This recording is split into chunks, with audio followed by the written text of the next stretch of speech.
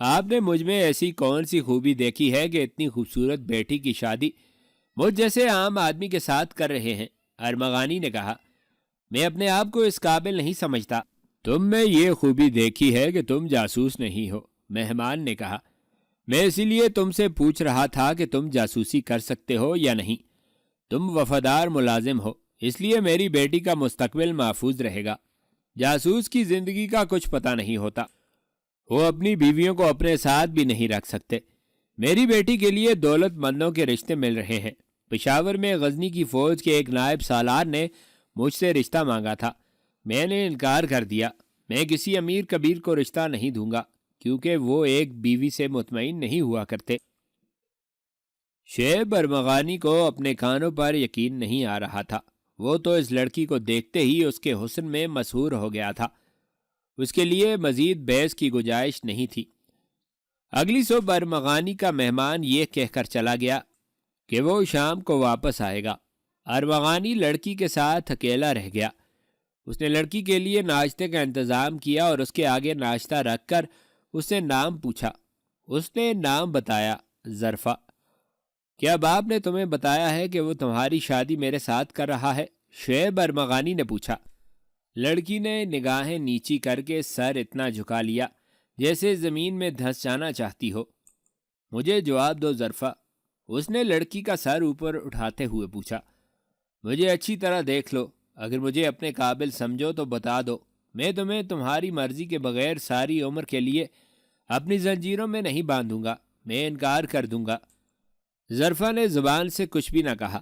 ارمغانی کا ایک ہاتھ اپنے دونوں ہاتھوں میں تھام کر پہلے اپنے ہونٹوں سے پھر اپنی آنکھوں سے لگایا اور پھر اس کا ہاتھ اپنے سینے پر رکھ دیا۔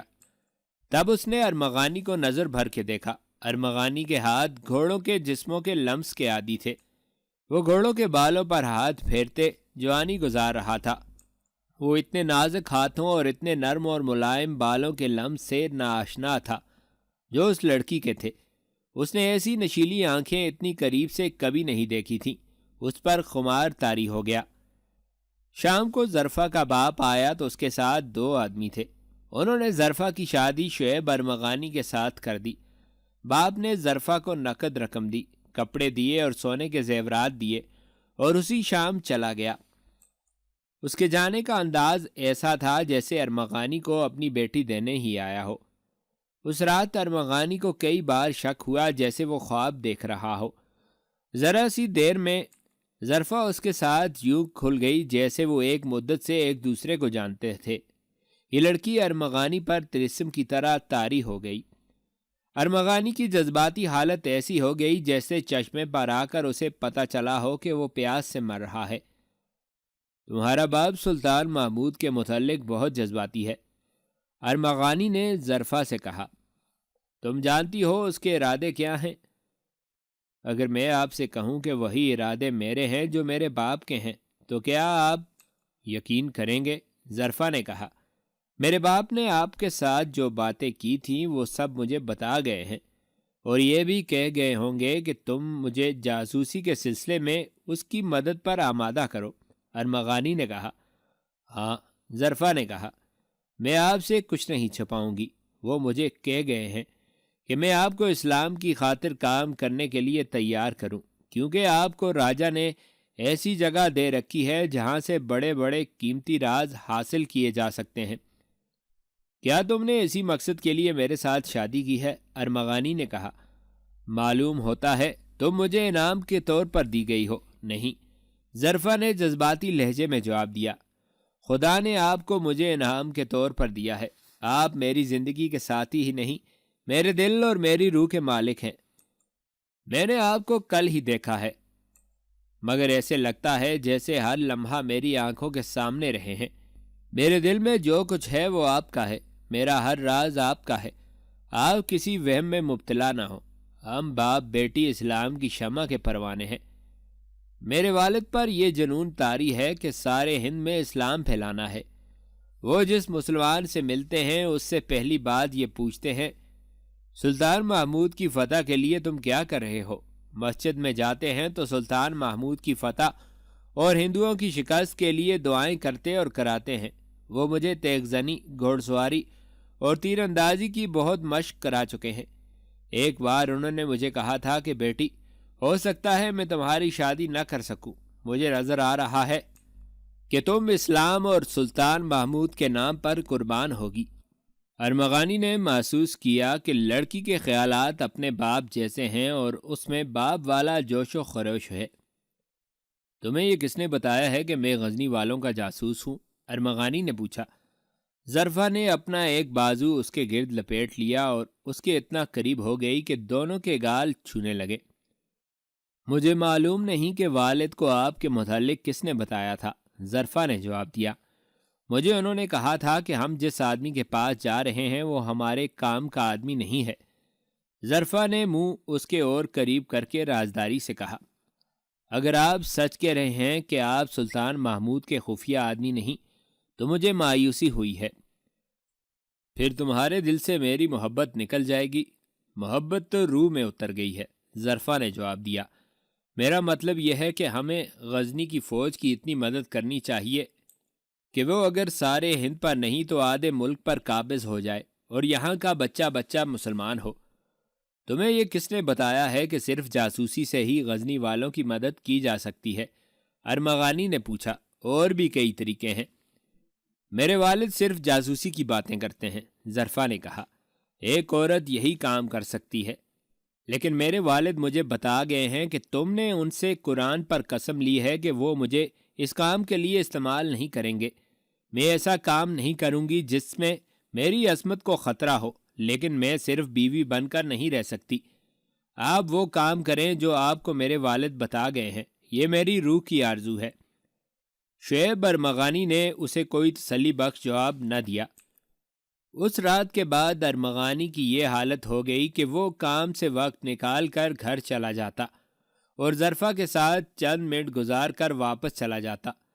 ظرفا اس کی بیوی تھی، لیکن کبھی کبھی وہ اسے اس طرح دیکھنے لگتا تھا جیسے اسے اس سے کوئی چھین کر لے جائے گا۔ ظرفا اس کی محبت کا جواب دیوانہ وار محبت سے دیتی، لیکن وہ ہر رات اسے اکساتی کہ وہ ہند میں اسلام کی فتح کے لیے کچھ کرے۔ اس معاملے میں وہ اتنی ہی جذباتی تھی جتنی ارمغانی کی محبت میں دیوانی تھی۔ 10-12 روز گزر گئے ہوں گے۔ آدھی رات تک وہ دونوں راز و نیاز اور پیار و محبت میں محو رہے۔ ارمغانی پر نیند کا غلبہ ہوا جا رہا تھا۔ ظرفا کے حسن و جوانی نے اس پر اپنا غبار طاری کر دیا تھا۔ اس کیفیت میں ظرفا نے آہ بھر کر کہا، آپ کے جسم کی تپش اور آپ کی محبت کا سرور مجھے جنت میں پہنچا دیتا ہے۔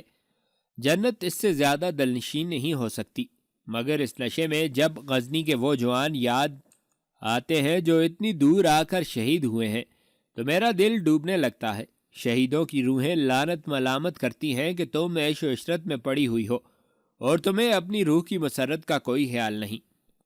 اس نے بیتاب ہو کر ارمغانی کے گلے میں باہیں ڈال دیں اور بولی، میری روح کا گلا گھونٹ دو تاکہ میں صرف خوبصورت جسم رہ جاؤں۔ اگر ہم ان شہیدوں کے عزم کو جنہیں وہ ادھورا چھوڑ گئے ہیں پورا نہیں کر سکتے تو ہمیں اپنا مذہب تبدیل کر لینا چاہیے۔ ارمغانی پر خمار طاری تھا۔ یہ خمار اس کی عقل پر غالب آ گیا۔ اس نے کہا، ظرفا، میں اپنی قسم توڑنے سے ڈرتا تھا۔ میں نے مسجد میں قرآن پر حلف اٹھایا تھا کہ جان دے دوں گا، اپنا اور اپنے کسی ساتھی کا راز کسی قیمت نہیں دوں گا۔ آج میں اپنی قسم اس لیے توڑ رہا ہوں کہ مجھے یقین ہو گیا ہے کہ تم میری بیوی ہی نہیں، میرے ان ساتھیوں کی طرح میری ساتھی ہو جو میری طرف حلف اٹھا کر پشاور سے آئے تھے۔ میرا راز سن لو، میں غزنی کا جاسوس ہوں۔ میں نے نوجوانی میں غزنی جا کر جاسوسی کی تربیت حاصل کی اور یہاں آیا تھا۔ مجھ میں ہنر یہ تھا کہ گھوڑا کتنا ہی اکھڑ اور منہ زور ہو، اسے اپنا غلام بنا لیتا ہوں۔ خدا نے مجھے چند اور خوبیاں بھی دی ہیں۔ یہاں آیا تو مجھے ہندوؤں نے یہ ملازمت دے دی۔ میری قربانی کا اندازہ کرو ظرفا، میں نے اپنی جوانی کی امنگیں قربان کر دیں، شادی نہیں کی، میں نے راتیں تنہا گزار دیں۔ تم جیسی حسین لڑکیوں نے مجھے محبت کے پیغام دیے، راجکماریوں نے میرے جسم پر قبضہ کرنے کے لیے مجھے لالچ دیے، میرے انکار پر مجھے مروا دینے کی دھمکیاں بھی دیں، لیکن میں عورت کے لیے پتھر بنا رہا۔ لاہور اور بھٹنڈا میں غزنی کے جو جاسوس ہیں وہ میری کمان میں ہیں۔ وہ میرا گروہ تھا جس نے ہندوؤں کی ہر پیش قدمی کی اطلاع سلطان محمود تک اتنی قبل از وقت پہنچائی ہے کہ سلطان نے حملہ روکنے کی پیش بندی بھی کر لی اور گھات بھی لگائی۔ میں وہ آنکھ ہوں جس سے سلطان محمود غزنوی دیکھ سکتا ہے کہ لاہور میں کیا ہو رہا ہے۔ میرا گروہ وہ کان ہے جن سے سلطان محمود ان گھوڑوں کے ٹاپ بھی سن سکتا ہے جو اس کی طرف لاہور سے چلتے ہیں۔ میرے گروہ نے یہاں فوج کی رسد اور سامان کا ذخیرہ بھی جلایا ہے۔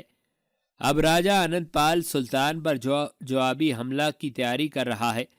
ہم اس کی رسد ایک بار پھر جلانے کی کوشش کریں گے تاکہ سلطان کو تیاری کا وقت مل جائے۔ ظرفا، میں نہیں بتا سکتا کہ میں کتنے دن اور تمہیں نظر آتا رہوں گا۔ تم نے اس آدمی کے ساتھ شادی کی ہے جو جلاد کی تلوار کے نیچے کھڑا ہے۔ میں تمہارے والد کو یہ راز نہیں دے سکتا تھا کیونکہ وہ میرے لیے اجنبی تھا۔ ظرفا نے اسے اپنے سینے سے لگا لیا اور بولی، آپ نے میری روح کو مسرتوں سے سرشار کر دیا ہے۔ مجھے آپ نے روحانی سکون دیا ہے۔ میں آپ سے وعدہ کرتی ہوں کہ مجھے آپ جہاں بھی استعمال کریں گے میں ہر مشکل میں آپ کے ساتھ رہوں گی۔ آگ لگانے اور آگ میں کود جانے سے بھی نہیں ڈروں گی۔ میں مر جانا پسند کروں گا، تمہیں کسی مشکل میں نہیں ڈالوں گا۔ ارمغانی نے کہا، اگر پکڑا گیا یا مارا گیا تو تمہیں بہت دن پہلے بتا دوں گا کہ تمہیں کہاں جانا ہے۔ مجھے اپنے ایک دو ساتھیوں کے ٹھکانے بتا دے، ظرفا نے کہا، تاکہ آپ زیادہ دنوں کے لیے غیر حاضر ہو جائیں تو میں ان سے معلوم کر لیا کروں۔ ہم نے یہ راز اپنی ماؤں کو بھی کبھی نہیں دیا۔ ارمغانی نے کہا، تمہیں اگر میری غیر حاضری میں یہاں سے غائب کرنے کی ضرورت پڑی تو میرے ساتھی خود آ کر تمہیں لے جائیں گے۔ ان کے پاس میری کوئی ایسی نشانی ہوگی جسے دیکھ کر تم اعتبار کر لو گی کہ تمہارے ساتھ دھوکہ نہیں ہو رہا۔ ظرفا نے جب ایک بار پھر کہا تو اسے اپنے ایک یا دو ساتھیوں کے نام اور ٹھکانے بتا دے تو ارمغانی نے غصے سے کہا، ظرفا، اپنی زبان سے یہ سوال دھو ڈالو۔ میں اس راز پر تمہاری محبت کو بھی قربان کر سکتا ہوں۔ 2-4 دن گزر گئے۔ ظرفا ارمغانی کی بیوی بن کر خوشی سے پھولی نہیں سمائی تھی، لیکن ارمغانی نے اس پر اپنا آپ ظاہر کر دیا تو وہ مسرت سے سرشار رہنے لگی۔ ایک رات وہ بہت دیر عشق و محبت کے راز و نیاز میں محو رہے۔ ارمغانی دن بھر نئے گھوڑوں کے ساتھ بھاگ بھاگ کر تھکن سے چور تھا۔ ظرفا کے ساتھ وہ زیادہ دیر جاگتا رہا اور سو گیا۔ ظرفا کی آنکھ نہ لگی۔ وہ تھوڑی دیر ارمغانی کو دیکھتی رہی۔ اس کی نیند جب بے ہوشی کی صورت اختیار کر گئی تو وہ اٹھی اور دبے پاؤں صحن میں نکل گئی۔ ذرا سی دیر کھڑی رہی، پھر ڈیوڑی میں چلی گئی۔ صدر دروازے کے ساتھ کان لگائے اور صحن میں چلی گئی۔ ذرا ٹہل کر کمرے میں گئی اور ارمغانی کو دیکھا، وہ خراٹے لے رہا تھا۔ ظرفا پھر صحن میں چلی گئی۔ وہ بے چین تھی، دبے پاؤں چلتی تھی۔ اسے بلی کی دھیمی سی میاؤں سنائی دی۔ بلی باہر بولی تھی یا چھت پر۔ ظرفا دبے پاؤں ڈیوڑی میں گئی اور صدر دروازے کی زنجیر کھول دی۔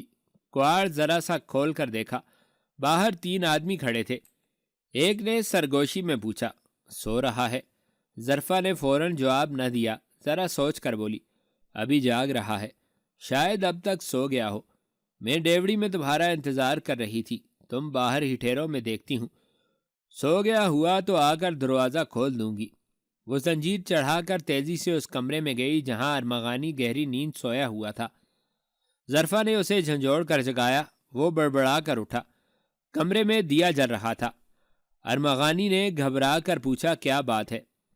زیادہ باتیں کرنے کا وقت نہیں ارمغانی، ظرفا نے بڑی تیزی سے بولتے ہوئے کہا۔ بھاگ جاؤ، یہاں زیادہ دیر نہ رکنا۔ میں نے تمہیں دھوکہ دیا ہے۔ میرا باپ مجھے دھوکے کا ذریعہ بنا کر لایا تھا۔ میرا باپ تاجر نہیں، راجہ انند پال کا جاسوس ہے۔ ہم پشاور سے نہیں، بھٹنڈا سے آئے ہیں۔ ہم مسلمان ہیں۔ تمہارے متعلق کسی نے شک ظاہر کیا تھا کہ تم غزنی والوں کے جاسوس ہو، مگر کوئی ثبوت نہیں ملتا۔ تم سے ایک تو یہ معلوم کرنا تھا کہ تم جاسوس ہو یا نہیں، اور اگر ہو تو تمہارے ساتھی کون کون ہیں۔ میرا باپ بھٹنڈا سے یہاں آیا تو اسے یہ کام دیا گیا کہ تم سے راز لے۔ وہ پشاور کا تاجر بن کر آیا اور مجھے ساتھ لے آیا۔ اس نے تمہارا پردہ اٹھانے کی بہت کوشش کی، لیکن تم نے راز نہ دیا۔ میرے باپ نے یہ طریقہ اختیار کیا کہ مجھے تمہاری بیوی بنا دیا۔ یہ میرے حسن اور میری جوانی کا تو اثر ضرور تھا، لیکن میں نے جس طرح تم پر نشہ طاری کیا یہ میرا کمال تھا۔ تم مرد ہو اور عورت مرد کی خطرناک کمزوری ہوتی ہے۔ میرا تو کام ہی یہی ہے۔ میں نے تمہارے سینے سے راز نکال لیا۔ شعیب ارمغانی مسحور کیے ہوئے آدمی کی طرح سن رہا تھا۔ باہر ایک بار پھر بلی کی میاؤں سنائی دی۔ ظرفا تیزی سے بولنے لگی، تم جب اپنے کام پر چلے جاتے تھے تو ایک عورت میرے پاس آتی تھی۔ میں اسے بتایا کرتی تھی کہ راز لیا ہے یا نہیں۔ آخر ایک دن میں نے اسے بتایا کہ یہ آدمی بڑا خطرناک جاسوس ہے۔ مجھے کہا گیا ہے کہ تمہارے ساتھیوں کے نام اور ٹھکانے معلوم کروں۔ تم نے مجھے یہ راز نہ دیا۔ میں نے اپنے باپ کو اطلاع بھیجی کہ یہ راز لینا ناممکن ہے۔ مجھے اطلاع ملی کہ آج میں جاگتی رہوں، باہر بلی کی میاؤں سنائی دے گی تو میں دروازہ کھول دوں، 3 آدمی آئیں گے، ان میں میرا باپ بھی ہوگا۔ وہ تمہیں پکڑ لیں گے اور یہیں تمہارے سینے سے راز نکالنے کے لیے مجھے استعمال کریں گے یا تمہیں اذیتیں دیں گے۔ مجھ سے تفصیل نہ پوچھنا، وہ آ گئے ہیں۔ پھر دروازہ کیوں نہیں کھولا؟ ارمغانی نے پوچھا اور اچھل کر اٹھا۔ اس نے کمرے میں رکھی ہوئی برچی اٹھا لی اور بولا، جا بدکار، اپنی عصمت سے کھیلنے والی، جا اور تینوں کو اندر بلا لے، میں خود جا کر دروازہ کھولتا ہوں۔ دیکھ تیرا شکار کس طرح 3 آدمیوں میں سے نکل کر غائب ہوتا ہے۔ ظرفا اٹھ کر اس سے لپٹ گئی۔ ارمغانی، میری بات سن لو، خدا کے لیے باہر نہ جانا، میری بات سن لو۔ تینوں آدمی باہر کھڑے بیتاب ہوئے جا رہے تھے۔ ایک نے کہا، اب تک دروازہ کھل جانا چاہیے تھا، لڑکی دھوکہ نہ دے جائے۔ ایک اور نے کہا، اس نے اندر سے زنجیر کیوں چڑھا دی ہے؟ تمہاری بیٹی اس غلام کی ہو گئی ہے۔ ایک نے ظرفا کے باپ سے کہا، تم ہو تو بڑے عقل مند، لیکن عقل والے بے وقوفوں سے دھوکہ کھایا کرتے ہیں، ذرا سا انتظار اور کر لو۔ ظرفا کے باپ نے کہا۔ اندر ظرفا شعیب ارمغانی سے کہہ رہی تھی، میرا فرض یہی تھا کہ تمہیں پکڑوا دیتی۔ میں نے اپنے باپ کا حکم مانا اور اسے تمہاری ڈھکی چھپی اصلیت بتا دی ہے، مگر میں جو سراپا دھوکہ بن کر آئی تھی تمہارے مردانہ حسن اور تمہاری اسلامی جذبے کی زنجیروں میں جکڑی گئی۔ مجھے تمہاری بیوی جو بنایا گیا تھا یہ فریب تھا، لیکن میرے دل نے مجھے مجبور کر دیا ہے کہ میں ہمیشہ کے لیے تمہاری ہو جاؤں۔ میں کوئی شریف لڑکی نہیں، لیکن مجھے جو ملا جسم کا شیدائی ملا۔ تم نے مجھے روحانی محبت سے سرشار کیا ہے۔ تم نے محبت کا ثبوت دیا کہ اپنا حلف توڑا اور مجھے اپنا کر راز دے دیا۔ میرے اندر اسلام کا جذبہ بیدار ہو گیا ہے۔ میں نے اپنے باپ کا حکم اس لیے مانا کہ بچپن میں میری ماں مر گئی تھی۔ باپ نے مجھے ماں کی طرح پالا، اس نے مجھے شہزادی بنایا۔ میں جوان ہوئی تو اس کا ہر ناجائز حکم بھی مانا۔ اس نے میرے ذریعے ہندو حاکموں اور ان کے ذریعے راجہ کی خوشنودی حاصل کی۔ اس نے اپنا ایمان بیچ ڈالا اور خوب دولت کمائی۔ اس نے مسلمان ہو کر مسلمانوں کو ہندوؤں کے ہاتھوں ذلیل و رسوا کرایا۔ میں اسی کو زندگی سمجھتی رہی، مگر تم نے مجھ پر جس دنیا کے دروازے کھولے ہیں اس سے ہمیشہ ناآشنا رہی۔ مجھے معلوم نہ تھا کہ خاوند کی محبت عورتوں کی جنت ہے۔ میں نے باپ کا حکم پورا کر دیا ہے۔ میں نے دروازہ کھولنے تک دل میں یہی ارادہ کر رکھا تھا کہ تمہیں پکڑوا دوں گی، لیکن دروازہ کھولا اور ان 3 آدمیوں کو دیکھا تو مجھ پر ایسا خوف طاری ہو گیا جیسے یہ تینوں میرا سینہ چیر کر میرا دل نکال لے جانے کے لیے آئے ہوں۔ مجھے اپنے باپ سے کہیں زیادہ تم عزیز لگے۔ ان کے لیے میں جسم ہوں، میری روح کو تم نے جگایا ہے۔ میں نے جھوٹ بولا اور انہیں کہا کہ تم جاگ رہے ہو، ذرا انتظار کرو۔ وہ انتظار کر رہے ہیں۔ اور چلے جاؤ ارمغانی، پیچھے سے کود جاؤ، اور تم شاید کبھی نہ ملیں۔ ظرفا نے کہا، زندہ رہے تو ملیں گے۔ باہر 3 آدمی پریشان ہونے لگے تھے۔ ایک نے کہا کہ میں پچھواڑے چلا جاتا ہوں، مجھے گڑبڑ نظر آ رہی ہے۔ وہ ادھر کو چل پڑا۔ یہ آدمی جب پچھواڑے گیا تو ارمغانی منڈھیر سے اتر چکا تھا اور دیوار کے ساتھ پاؤں جما رہا تھا۔ بلندی زیادہ نہیں تھی۔ اس آدمی نے ارمغانی کو للکارا۔ ارمغانی اوپر سے کودا اور دوسری طرف دوڑ پڑا۔ اسے دیکھنے والے نے شور مچایا، لیکن ارمغانی گلی کا موڑ مڑ گیا۔ وہ گلیوں میں دوڑتا اور اس کے تعاقب میں 3 آدمی تھے۔ اسے رات کا اندھیرا فائدہ دے رہا تھا۔ وہ کھلے علاقے میں چلا گیا جہاں مکان ایک دوسرے سے الگ الگ تھے۔ ایک حویلی کے ارد گرد فصیل تھی اور فصیل کے ساتھ جھاڑیاں اور اونچی گھاس تھی۔ وہ فصیل کے ساتھ چھپ کر بیٹھ گیا۔ اس کے تعاقب میں آنے والے وہاں رک گئے اور ادھر ادھر دیکھنے لگے۔ ارمغانی بیٹھے بیٹھے سرکتا گیا اور فصیل کے پھاٹک تک جا پہنچا۔ وہ پھاٹک کے اندر جا کر فصیل کے دوسری طرف چلا گیا۔ وہ اٹھا نہیں۔ یہ حویلی کا باغیچہ تھا۔ اسے تلاش کرنے والے پھاٹک تک آئے۔ کسی نے کہا کہ یہاں نہیں ہو سکتا، وہ نکل گیا ہے۔ وہ چلے گئے اور کچھ دیر بعد ارمغانی اٹھا۔ اس نے دیکھا کہ حویلی کے ایک کمرے میں روشنی ہے۔ اسے وہاں رکنا نہیں چاہیے تھا، لیکن خطرہ تھا کہ اسے تلاش کرنے والے ابھی دور نہیں ہوں گے۔ وہ بیٹھ گیا۔ اس حویلی سے وہ واقف تھا، لیکن یہاں کبھی آیا نہیں تھا۔ یہ راجہ آنند پال کی ایک رقاصہ اور مغنیہ کی حویلی تھی۔ مسلمان تھی، لیکن سمرتی کہلاتی تھی۔ اپنے فن اور جسمانی حسن میں یکتا تھی۔ اپنی قدر و قیمت جانتی تھی۔ اس نے راجہ آنند پال سے اپنی یہ شرط منوا لی تھی کہ وہ محل میں نہیں رہے گی، چنانچہ وہ اس حویلی میں رہتی تھی، جس کے آگے چھوٹا سا خوشنما باغیچہ تھا۔ سمرتی ہر رات اور ہر کسی کے لیے ناچنے والی رقاصہ نہیں تھی۔ اسے اس وقت راجہ بلایا کرتا تھا جب کوئی خصوصی مہمان آیا ہوتا تھا۔ وہ اڑنے والی تتلی تھی، کسی کے ہاتھ نہیں آتی تھی۔ اس رات جب ارمغانی اس کے باغیچے میں چھپا بیٹھا تھا، وہ ذرا دیر پہلے ہی راج محل سے آئی تھی۔ کسی دوسری ریاست کا راجہ آیا ہوا تھا۔ وہ آئینے کے سامنے کھڑی کپڑے بدل رہی تھی۔ اس کی جوانی کے چند ہی دن باقی تھے۔ اس نے اپنی بوڑھی خادمہ سے کہا، آج تو تھک گئی ہوں۔ رقاصہ جب تھکن محسوس کرے اسے شادی کر لینی چاہیے، خادمہ نے اسے کہا، لیکن ناچنے گانے والیاں سمجھتی ہیں کہ وہ سدا حسین اور جوان رہیں گی اور ان پر بھنورے منڈلاتے رہیں گے۔ میں تو ابھی جوان ہوں، سمرتی نے کہا۔ میں بھی یہی کہا کرتی تھی، خادمہ نے کہا۔ تم میرے متعلق جانتی ہوگی کہ میں بھی رقاصہ تھی۔ تم نے جو شہرہ پایا ہے وہ میں نے بھی پایا تھا۔ تم جس طرح کسی انسان کو پلے نہیں باندھتی، اس طرح میں بھی بڑے بڑے طرح داروں کو دھتکار دیا کرتی تھی۔ مجھے میرے پیشے کی بوڑھی عورتیں کہا کرتی تھیں کہ کسی کے ساتھ اب شادی کر لو اور یہ پیشہ چھوڑ دو۔ میں بھی تمہاری طرح کہا کرتی تھی کہ میں تو ابھی جوان ہوں، دیکھ لو آج تمہاری خادمہ ہوں، بہت خوار ہوتی ہوں۔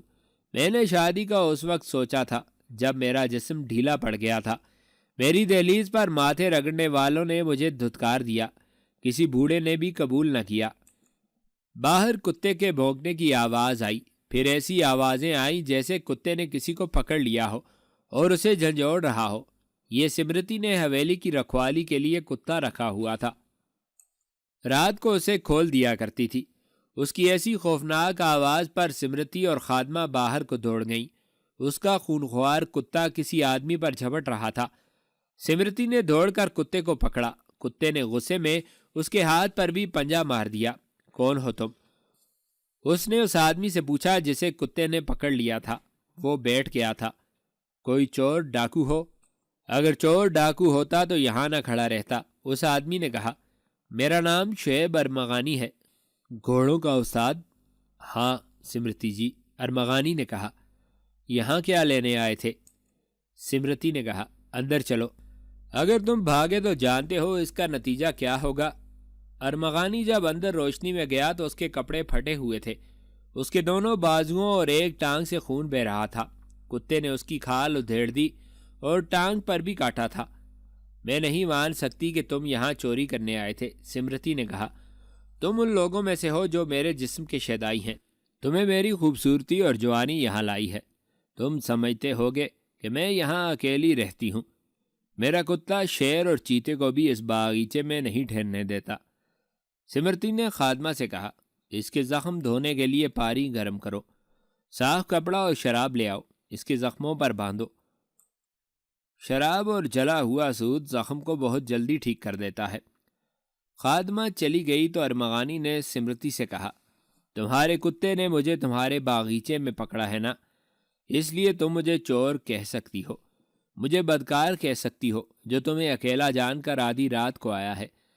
غور سے سنو سمرتی، تمہیں اپنے جس حسن اور جوانی پر اتنا زیادہ ناز ہے، اسے اگر میری آنکھوں سے دیکھو تو اپنے آپ سے نفرت کرنے لگو۔ کیا تم مجھ سے نفرت کرنے چوروں کی طرح یہاں آئے ہو؟ جسے میں چاہتا ہوں اور جو مجھے چاہتی ہے، اگر اسے دیکھ لو تو تم آئینے میں اپنی صورت دیکھنی چھوڑ دو۔ ارمغانی نے کہا، دل سے یہ وہم کہ میں تمہاری خاطر آیا ہوں اور غرور کہ تم بہت حسین ہو نکال دو۔ تم راجہ اننت پال کی راج کمہاریوں سے زیادہ خوبصورت نہیں، میں انہیں دھتکار چکا ہوں، پھر یہاں کیوں آئے ہو؟ سمرتی کے ایک ہاتھ کی الٹی طرف کتے نے پنجہ مار دیا تھا، وہاں سے خون کے 2-3 قطرے فرش پر گرے۔ ارمغانی اس کے سامنے کھڑا تھا، اس کے خود کے قطرے پہلے ہی گر رہے تھے۔ ارمغانی نے نیچے دیکھا، سمرتی کا خون اس کے خون کے ساتھ شامل ہو گیا تھا۔ اپنے خون کو دیکھو، ارمغانی نے سمرتی سے کہا، میرے خون کے ساتھ مل کر اس کا رنگ چمک آیا ہے، جانتی ہو کیوں؟ دونوں خون ایک ہیں۔ تم نے اپنے خون کو تکبر، غرور اور گناہ سے بدرنگ کر رکھا ہے، اپنے خون سے ملا تو اپنے اصلی رنگ میں آ گیا ہے۔ حیران ہو کہ مجھے نہ دیکھو رقاصہ، اب میں تمہیں سمرتی نہیں کہوں گا، تمہارا اصل نام مجھے معلوم نہیں، میں ہندوانہ نام سے ایک مسلمان لڑکی کی توہین نہیں کروں گا۔ میں کہہ رہا تھا کہ میرا اور تمہارا خون ایک ہے، اور یہ ان باپوں کا خون ہے جو ایک تھے، اور ہو سکتا ہے کہ میرا اور تمہارا خون ایک ہی باپ کا ہو۔ تم کوئی پاگل معلوم ہوتے ہو۔ تم جانتی ہو میں کون ہوں؟ ارمغانی نے کہا، میں تمہیں تمہارے خون کی اصلیت دکھا رہا ہوں۔ رقص اور موسیقی تمہارا مذہب نہیں، حسن اور جوانی اور تمہاری آواز کا جادو تمہاری ملکیت نہیں۔ کل پرسوں تم ان سب سے محروم ہو جاؤ گی۔ آج تم مجھے کہہ رہی ہو کہ میں چوروں کی طرح تمہارے گھر میں آیا ہوں، پھر تم دعا کرو گی کہ مجھ جیسا کوئی جوان چوروں کی طرح تمہارے گھر میں آئے، مگر کوئی نہیں آئے گا۔ تم راتوں کو اس کتے کو باندھ کر رکھا کرو گی کہ کوئی تمہارے گھر آئے، تم دیکھنا کہ اس کتے کے سوا اس گھر میں کوئی نہیں آئے گا۔ ایک نیکی کرو، مجھے پناہ دو۔ کیوں؟ سمرتی نے پوچھا، کیا کر کے بھاگے ہو؟ تمہیں ایک لڑکی کے ایثار کی کہانی سناؤں گا۔ ارمغانی نے کہا، وہ تم سے زیادہ جوان ہے، تم سے زیادہ حسین ہے، اس کے حسن میں وہ جادو ہے جو پورے جوبن پر ہے، جو تم گنوا چکی ہو۔ وہ تم سے زیادہ گناہگار ہے، لیکن اس نے اپنا گھر جنت میں بنا لیا ہے۔ مجھے پناہ دو، اپنی نوکرانی کو یہاں نہ آنے دینا، اپنے زخم میں خود صاف کر لوں گا۔ اسے کہو کہ کسی کو نہ بتائے کہ میں یہاں ہوں۔ سمرتی کو خادمہ پہلے ہی کچھ ایسی باتیں کہہ چکی تھی جن سے اس کے دل پر بوجھ تھا۔ اب ایک نوجوان اور دلکش مرد جو اس کا قیدی اور زخمی تھا، اسے کہہ رہا تھا کہ اس کے حسن و جوانی کا جادو ختم ہو چکا ہے۔ اس کے دل کا بوجھ بڑھ گیا تھا۔ اس نے خادمہ کو یہ کہہ کر کمرے سے نکال دیا کہ کسی سے ذکر نہ کرے کہ یہاں کوئی آیا تھا۔ سمرتی نے شعیب ارمغانی کے زخم اپنے ہاتھوں شراب سے دھوئے، ان پر سفوف اور کورے سود کی راکھ باندھی۔ ٹانگ کے زخم گہرے تھے۔ ارمغانی نے سمرتی کے ہاتھ کا زخم صاف کیا اور اس پر سفوف رکھ کر پٹی باندھی۔ اس دوران ارمغانی اسے ظرفہ کی بات پوری تفصیل سے سناتا رہا۔ اس نے کچھ بھی نہ چھپایا، جھوٹ نہ بولا، یہ بھی بتا دیا کہ وہ سلطان محمود کے لیے جاسوسی کرتا ہے۔ اسلام کی عظمت اور ہندوؤں کی اسلام دشمنی کی باتیں کی۔ اس نے کہا کہ ظرفہ کو باپ نے عیش اور گناہ میں ڈال کر اسے شہزادی بنا دیا تھا۔ اس کی فریبکاری کامیاب تھی، لیکن روحانی محبت نے اس لڑکی کے سینے میں مسلمان لڑکی کو جگا دیا۔ ٹھہرو، سمرتی نے عجیب سے لہجے میں کہا، آج رات کالنجر کا راجہ آیا ہوا ہے، مجھے اسی کے لیے بلایا گیا تھا۔ راجہ اننت پال نے اسے میرے متعلق بتایا تھا کہ یہ مسلمان ہے اور میری بڑی ہی عزیز اور قریبی رقاصہ ہے۔ کالنجر کے راجہ نے کہا تھا کہ میں مسلمانوں کی جو خوبصورت لڑکی دیکھتا ہوں اسے اغوا کر کے رقاصہ یا فاحشہ بنا دیتا ہوں۔ مسلمانوں کی نسل ختم کرنے کا یا ان میں بدی پیدا کرنے کا یہی طریقہ ہے، اور اگر آپ بھی یہی طریقہ اختیار کریں تو آپ دیکھیں گے کہ ہمارے ملک میں جو مسلمان رہ جائیں گے ان کا پیشہ ناچ گانا اور عصمت فروشی ہوگا۔ سمرتی نے ارمغانی کو راجہ کالنجر کی یہ بات سنائی تو اس کی آنکھیں ٹھہر گئیں۔ ارمغانی نے اس کے اندر احساس بیدار کر دیا تھا۔ اسے یاد آ گیا تھا کہ وہ مسلمان ہے۔ ارمغانی نے اس کی یہ بات سنی تو اس نے ایسی ہی باتیں کی جنہوں نے جلتی پر تیل کا کام کیا۔ میں مسلمان بیٹیوں کی عصمت پر قربان ہو رہا ہوں، ارمغانی نے کہا۔ غزنی سے اتنی دور آ کر شہید ہونے والے تم جیسی بیٹیوں اور بہنوں کی عصمت کی خاطر شہید ہوئے ہیں۔ تم کھلونا ہو اور یہ کھلونا پرانا ہو رہا ہے۔ ظرفہ بن جاؤ، اپنی روح کو پہچانو۔